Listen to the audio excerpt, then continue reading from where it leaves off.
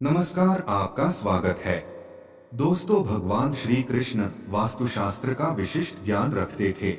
उन्होंने समय समय पर धर्मराज युधिष्ठिर को वास्तुशास्त्र का ज्ञान दिया। यह ज्ञान समस्त मानव जाति के लिए अत्यंत महत्वपूर्ण और कल्याणकारी है। श्री कृष्ण ने दो ऐसे पेड़ पौधों के बारे में बताया है जिनका भवन की सीमा में होना दुख एवं दरिद्रता लेकर आता है। ये वृक्ष घर के सामने होने से उस घर में निवास करने वाले लोगों की कभी उन्नति नहीं होती है। उन्हें हमेशा पराजय और निराशा का ही सामना करना पड़ता है। दोस्तों, वास्तुशास्त्र के अनुसार वृक्ष तथा पौधे हमारे भवन की सुंदरता को बढ़ाते अवश्य है, साथ ही ये वातावरण को शुद्ध रखते हैं। वृक्षों से सकारात्मक ऊर्जा का संचार होता है, जो हमारे जीवन के लिए अत्यंत आवश्यक होती है। वृक्ष नकारात्मकता को कम करके वातावरण को अधिक सकारात्मक बनाने का कार्य करते हैं। घर के सामने शुभ पेड़ पौधे लगाने से घर में बरकत आती है। साथ ही ये पेड़ पौधे कई प्रकार के वास्तु दोषों को नष्ट करते हैं। घर के आंगन में खड़े वृक्ष देवताओं के समान हमारे घर की रक्षा करते हैं। इसीलिए हमारे पुराणों और शास्त्रों में भवन की सीमा में कुछ शुभ वृक्षों का रोपण करने की सलाह दी गई है। आज हम जानेंगे हमारे घर की सीमा में कौन से वृक्ष तथा पौधे होने चाहिए और कौन से वृक्ष नहीं होने चाहिए। जैसे कुछ वृक्षों को शास्त्रों में शुभ बताया गया है, उसी प्रकार से वास्तुशास्त्र में अशुभ वृक्षों तथा पौधों का वर्णन मिलता है। इन वृक्षों का घर की सीमा में होना अशुभ और अमंगलकारी होता है। ये वृक्ष घर के सामने होने से दुख तथा दरिद्रता का ही सामना करना पड़ता है। इन वृक्षों के सानिध्य में रहने पर धन का नाश होता है, शत्रुओं में वृद्धि होती है, मनुष्य अपना मान सम्मान तक खो देता है। इसीलिए यदि आपने भी जाने अनजाने में अपने घर के आंगन में अथवा घर के अंदर ऐसे वृक्ष तथा पौधे लगाए हैं, तो बिना देरी किए उन्हें तुरंत हटा देना चाहिए। तो चलिए जान लेते हैं मनुष्य को कौन से पेड़ लगाने चाहिए और कौन से नहीं। सबसे पहला है पीपल का पेड़। किसी जलाशय के समीप पीपल का वृक्ष लगाने वाले मनुष्य को जो फल मिलता है वह सैकड़ों यज्ञों के समान होता है। जब पीपल के पत्ते उस जलाशय में गिरते हैं तो वे पिंड के समान होकर पितरों को तृप्ति प्रदान करते हैं। इससे सभी प्रकार के पितृ दोष समाप्त हो जाते हैं। श्री कृष्ण कहते हैं, जो मनुष्य नित्य स्नान करके पीपल को स्पर्श करता है वह सभी पापों से मुक्त होता है और कभी पराजित नहीं होता है।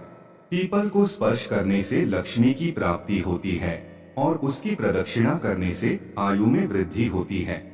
पीपल की जड़ में श्री विष्णु, तने में शिव जी और अग्रभाग में ब्रह्मा जी स्थित रहते हैं।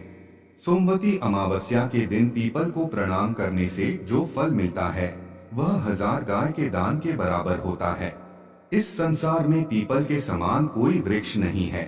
साक्षात श्री हरि इस वृक्ष के रूप में पृथ्वी पर विराजमान है। पीपल के वृक्ष को चोट पहुंचाना अथवा उसकी टहनी तोड़ना महापाप माना गया है। ऐसा मनुष्य एक कल्प तक नरक में रहता है और जो पीपल को जड़ से काटता है उसका कभी नरक से उद्धार नहीं होता है। दूसरा है आंवले का वृक्ष।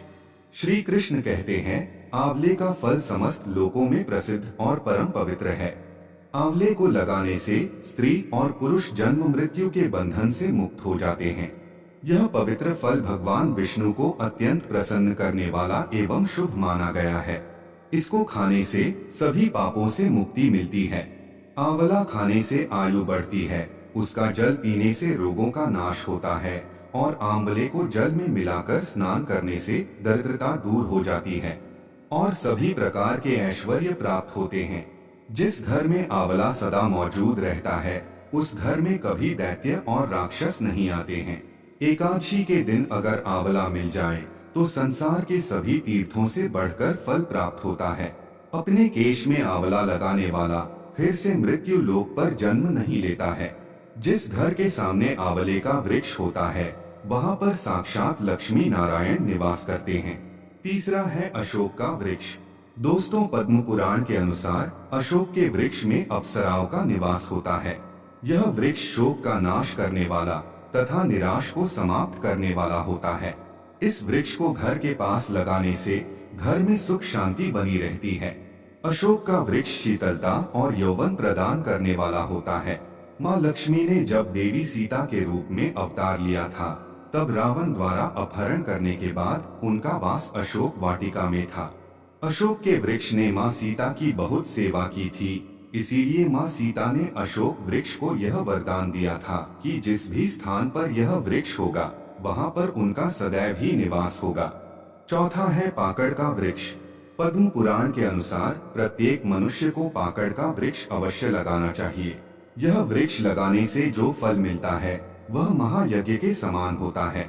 कलयुग में मनुष्य यज्ञ नहीं कर पाएंगे, इसीलिए उन्हें एक पाकड़ का वृक्ष अवश्य लगाना चाहिए। पांचवा है नीम का वृक्ष। पद्म पुराण के अनुसार नीम का वृक्ष लगाने से सूर्य देव प्रसन्न होते हैं। नीम का वृक्ष आयु प्रदान करने वाला माना गया है। इसे घर के पास लगाने से नाना प्रकार के रोगों से छुटकारा मिलता है। माँ लक्ष्मी को नीम के पत्ते अत्यंत प्रिय होते हैं, इसीलिए वह नीम के वृक्ष के पास निवास करती है। घर के सामने नीम के वृक्ष का रोपण करने से धन संपत्ति की प्राप्ति होती है। छठा है जामुन का वृक्ष। यदि कोई मनुष्य कन्या प्राप्ति की कामना करता है तो उसे जामुन का वृक्ष अवश्य लगाना चाहिए। पद्म पुराण के अनुसार जिस मनुष्य के घर के सामने जामुन का वृक्ष होता है, उसके घर में कन्या का जन्म होता है, जो कुल का गौरव बढ़ाती है। सातवां है बेल का वृक्ष। पद्म पुराण के अनुसार बेल के वृक्ष में भगवान शिव और गुलाब में देवी पार्वती का निवास है। इसीलिए अगर बेल के वृक्ष के पास गुलाब का पौधा लगाया जाए तो शिव पार्वती का आशीर्वाद प्राप्त होता है। उस घर में कभी दुख दरिद्रता नहीं आती है, उस घर में कभी अकाल मृत्यु नहीं होती है और कोई स्त्री विधवा नहीं बनती है। आठवां है नारियल का पेड़। नारियल का पेड़ लगाने से पुरुष अनेक स्त्री का पति बनता है। नारियल किसी भी धार्मिक अनुष्ठान का आवश्यक अंग होता है। यह अत्यंत शुभ माना जाता है।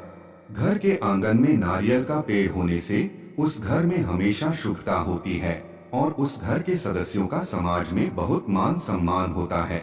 सुंदर पत्नी की कामना करने वाले मनुष्य को अनार का वृक्ष लगाना चाहिए। पलाश का पेड़ ब्रह्म तेज प्रदान करता है, इसीलिए इसका रोपण अवश्य करना चाहिए। वंश वृद्धि और संतान प्राप्ति की कामना करने वाले मनुष्य को अंकोल का वृक्ष अवश्य लगाना चाहिए। अगर मनुष्य किसी बीमारी से पीड़ित है तो उसे खैर का वृक्ष लगाना चाहिए। खैर का वृक्ष लगाने से बड़े बड़े रोग नष्ट हो जाते हैं। यह वृक्ष आरोग्य प्रदान करने वाला होता है। कुंद अर्थात मोगरे के पेड़ में गंधर्व निवास करते हैं, इसीलिए इस पौधे का रोपण अपने घर के पास करने से कार्यों में सिद्धि और शुभ फलों की प्राप्ति होती है। खासकर कला के क्षेत्र में काम करने वाले लोगों को यह पौधा अवश्य लगाना चाहिए। यदि किसी मनुष्य को चोर और लुटेरों का भी सता रहा है तो उसे अपने घर के पास बेंत का वृक्ष जरूर लगाना चाहिए। यह वृक्ष चोर लुटेरों को भयभीत करता है और घर की रक्षा करता है। चंदन और कटहल के वृक्ष पुण्य और लक्ष्मी प्रदान करते हैं। इन वृक्षों का रोपण करने से दुख दरिद्रता समाप्त हो जाती है। केले का पेड़ भी बहुत शुभ होता है और यह घर में सुख समृद्धि और खुशहाली लाता है।